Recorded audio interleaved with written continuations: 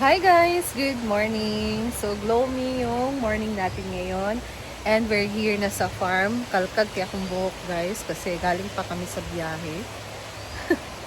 So, ngayon, busy sila Jayford at Marian pagdating ko dito guys kasi meron magse-celebrate ng birthday from Florida. So, thank you so much sa nag-sponsor ngayon ng lunch. Birthday niya. And, ayan, meron siyang na-share dito sa farm for lunch. So, thank you so much, Kuya James. Thank you, Kuya, for your lunch today and happy birthday. So, wishing you all the best. Ha? Beb pala. So, meron din binili na dito si Jayford na cake. And, may nag-prepare sila dito ng magpapansit si Jayford. Bihon. So, bihon. Tapos, ano ba doon? Bihon lang. Bihon and then, merong cake. Ha? Nagsugba mo? Nagsugba ka pag Hala. Tapos, mag-ihaw pa ng dinosaur. May elepante. Wow! Ang sarap ng fish, guys.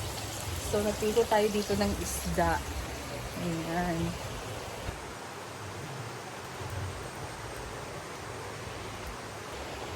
And pauwi na siguro sila madam ngayon guys kasi tapos na sila doon sa Oroquita. Tapos na siyang mag-promote sa Berry Box. So, cake natin ngayon is Berry Box, of course. Tulong muna tayo dito sa kanila sa pag-prepare guys. Ano ba bang mga i-prepare?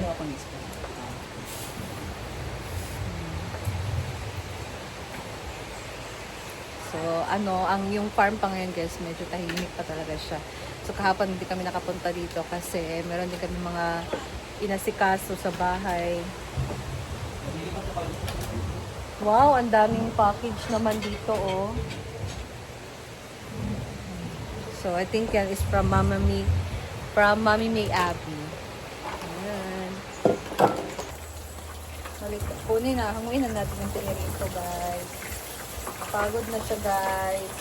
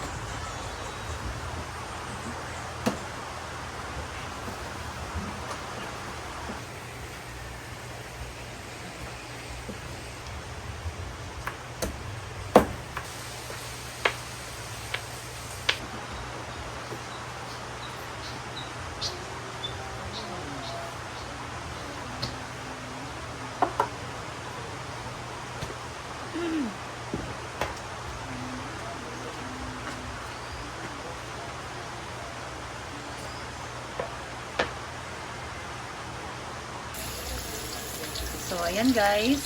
Yung prito pala ni isda ay gawing escabeche ni Jayford. Ano ka pwede yung walipos? Ha? Walipos.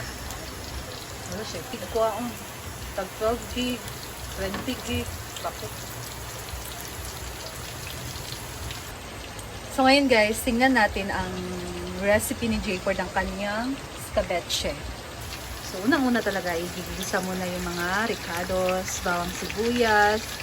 So, mas masarap pagka-kompleto. So, meron tayong luya. Pero konti lang yung luya niya. Hindi na niya dinamihan. Tapos, atsal, bell pepper.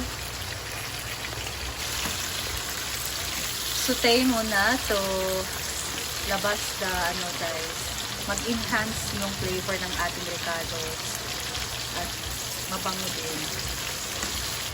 Ayan, tama. Kasi na ako magluto is escabeche na naman. Yeah. Kaya ako dito gubitan ko na. Video ko nito. Nagsarap eh. Magbita mo na kung gano'n kung sa bulad. Bulad, oo. Yes. So, optional lang naman yung tomato sa escabeche, guys. Pero sa Manila, Naglalagay sa Ah! Parang same lang din kasi ito ng sweet Kaya ang and sour. kapeche is what and sour. What? Sweet. No? Di mura gyapon lagi siya. Og sweet and sour. Sweet and sour. Ay, kasi yung nag-happy siya. Optional lang ang kamatis guys kasi yung kamatis din kapag hindi mo nasaktuhan ng luto, napapanis dali yung ulam. So dapat sakto yung pagka ng kamatis, pagkaluto para yung ulam hindi madaling mapanis hanggang umaga pa siya guys. Makakain pa natin siya sa the other day. So pag may mga times din na pag merong kamatis, madali lang talaga siyang panis yung ulam. Mga ngasim pagka umaga na hindi na siya makain. So, ipapalabas lang muna yung katas ng ating kamatis, guys. So, we're adding toyo or soy sauce.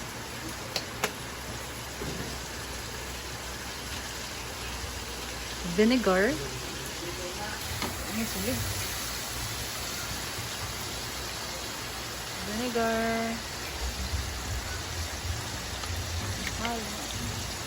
Well, sweet and sour. Tapos dapat sour. Diba? Literal. Little bit of sweet and sourness. Oo. And, sa kanilang parat, saltiness. Nangangasim na yung amoy, guys. So, lagyan natin ng, parang hindi naman yan mainit. A little bit of water. And ketchup. Wow. Tamis anghang ang kanyang nilagay ng ketchup. Optional lang din guys na maglagay ng ketchup. Yung iba hindi naglalagay naman ng ketchup. Just to add flavor at color sa ating escabeche. Medyo Oo. Because escabeche is masarap siya pag may kulay talaga. Hindi namumutla. So you can add escabeche. Pero kung gusto mo naman na toyo lang, soy sauce, so pwede naman. Ketchup. Yan. okay na to. Hala. And So now, dahil ang ating sauce ay malasa na, now we add the fried fish. Yan. So ihahalo dyan ang isda sa sauce para manood talaga yung sauce sa ating isda. Manood yung lasa. Kasi pag ilagay mo lang siya for toppings, iba kasi yung lasa din. Parang wala naman nangyari. May sauce lang. Parang nagsawsaw pa lang. Oo. Ate Ate Rhea is here! Good morning! Good morning! Busy kami sa pagluluto ni Jason. Kasi birthday ng Boyfriend niya. Boyfriend na pala si J4. 32 po. Gabi. Ayan ang Dami kanyang niyang escabeche. putahe. Kasi mahal niya ang kuan. Mahal ang patahan. Mahal ang Plato. Ayan guys.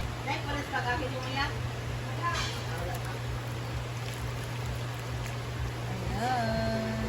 Wow, wow, wow. Yummy.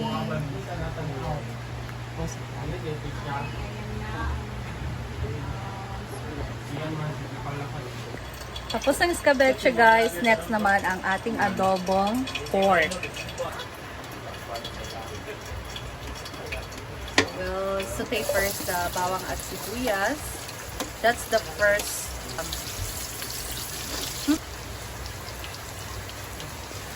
the pork next.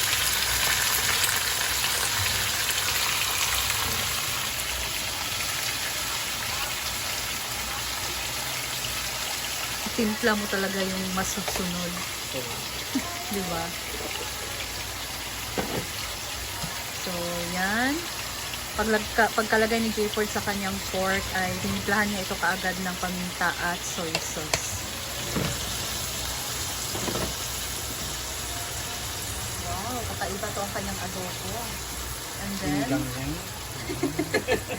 lagyan ng Water. kakaiba to. Parang diretsohan na siya. Oo. Kapalagyan. Panaputi na lang. Ganyan para matamis. Mother dirty. That's how oo. So natutunan niya yan sa kanyang mother guys, ang pagluto nitong adobo. Kami, minsan, ginaganyan din namin yung diretsyon na tinitimplahan na lang siya lahat ng mga titimpla, ilagay. Tapos, papalambutin na lang hanggang sa mag-simmer, maglambot yung karne at maging saucy na yung mga sauce. Huh? Mga sauce. Mga sauce. Ayos, mga toyo, ganon. So, ganyan lang guys. That's the easy way lang din naman. Hindi mo na kailangan pang Kasi gani kay pakuksan. kanang puputan mo siya sa lagayan. Oo. Tapos doon mo na alagyan ng toyo. Nga na, mi. Nga na. Yan na, may diretsyo na. Para pag mag-gisa, Oo. ano na lang. So, ayan. Tatakpan na muna to guys. Eto na at kumukulo na siya. So, malalaman natin yan pagluto na guys.